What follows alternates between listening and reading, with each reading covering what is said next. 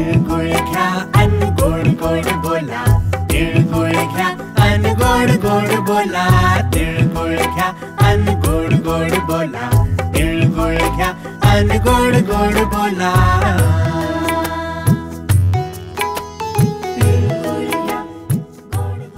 नमस्कार, मी विद्याश्री।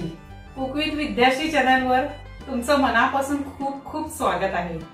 मकर संक्रांत म्हणा किंवा लोहरी म्हणा किंवा उत्तरायण, सण हा एकच।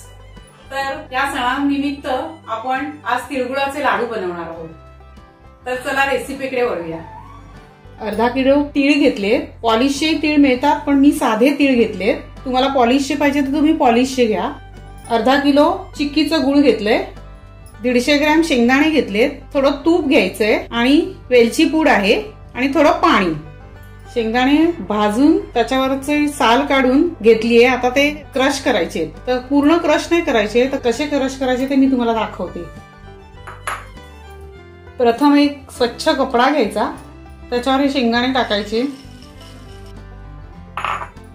आणि मग बंद करून लाटणं घ्यायचं, त्याच्यावर फिरवायचं, कारण मिक्सर मधून काढले तर पूर्ण बारीक होतील, म्हणून असं करायचं।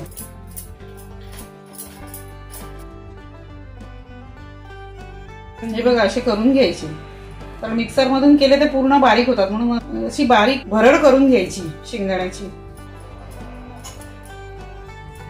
आता आपण तीळ भाजून घेऊया। कढई ठेवूया, मंद आचेवर तीळ भाजून घ्यायचे। हे अर्धा किलो तीळ आहेत।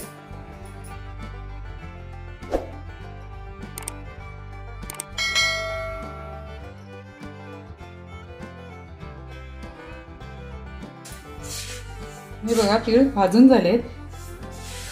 आता काढून घेऊया हे। त्याच कढईमध्ये 2 चमचे तूप टाकूया।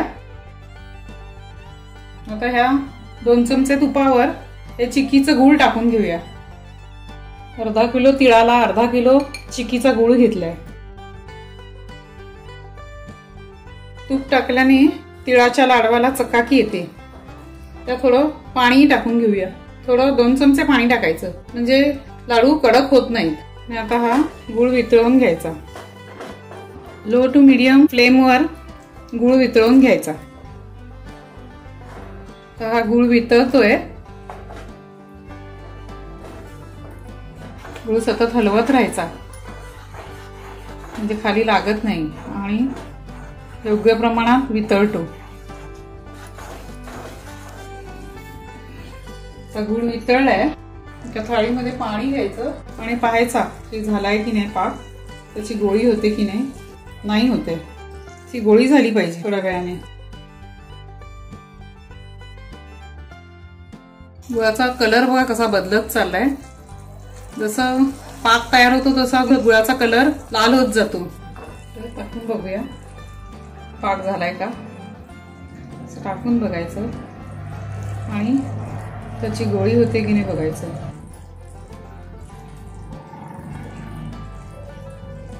बघा गोळी झाली, असं बघायचं गोळी झालं की नाही, म्हणजे पाक तयार होतो। असा आवाज आला पाहिजे। त्याच्यामध्ये तीळ टाकून घेऊया, शेंगदाणे टाकून घेऊया, मिक्स करायचं। वेलची आणि जायफळची पूड आहे ती टाकून घेऊया आणि ढवळायचं।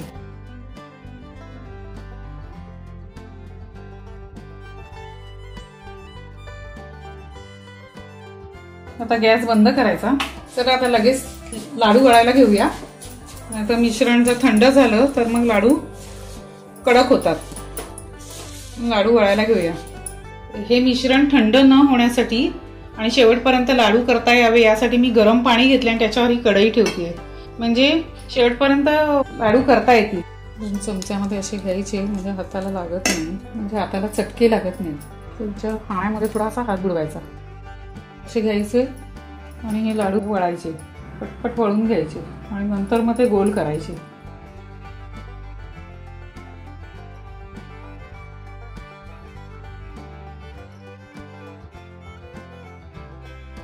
थोडं थंड झालं की ते अशा हाताने पण तुम्ही घेऊ शकता. खूप गरम असताना 2 चमच्याने मी दाखवल्याप्रमाणे करा. तर कसा गोल झाला आणि छान झालाय.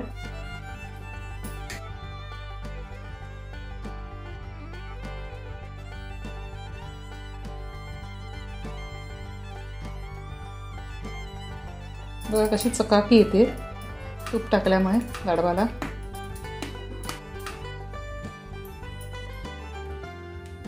हे बघा गरम पाणी खाली ठेवल्यामुळे हे लाडू शेवटपर्यंत वळता आले. अजूनही कसे वळतायत बघा. हा पाक परत गरम करायला लागला नाही. आणि हे असे सतत जर गरम केलं तर लाडू खूप कडक होतात, दाताने तुटत नाहीत. त्यामुळे तुम्ही ही गरम पाण्याची ट्रिक जरूर वापरा. आणि गरम केल्यामुळे शेवटपर्यंत बघा कुठे शिल्लक नाही राहिले, शेवटपर्यंत वळता आले. शेवटचा लाडूही वळला गेला बघा गरम पाण्यामुळे. बघा शेवटपर्यंत लाडू होतोय. झाले पूर्ण पाण्यामुळे सगळे लाडू करून झाले.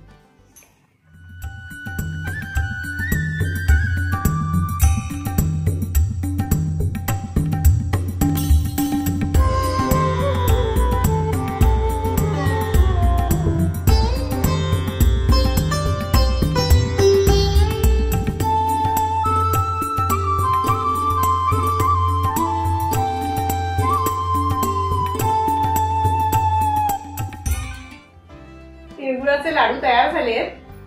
मी व्हिडिओमध्ये ज्या टिप्स सांगितल्यात त्या तुम्ही वापरून तुम्हीही लाडू बनवा. तुमचेही लाडू छान होतील. आणि अशाच नवनवीन रेसिपी पाहण्यासाठी आपल्या कुक विथ विद्याश्री चॅनलला सबस्क्राईब करा. हा व्हिडिओ वेळात वेळ काढून तुम्ही पाहिला त्याबद्दल धन्यवाद. आणि येत्या मकर संक्रांतीच्या तुम्हाला हार्दिक शुभेच्छा.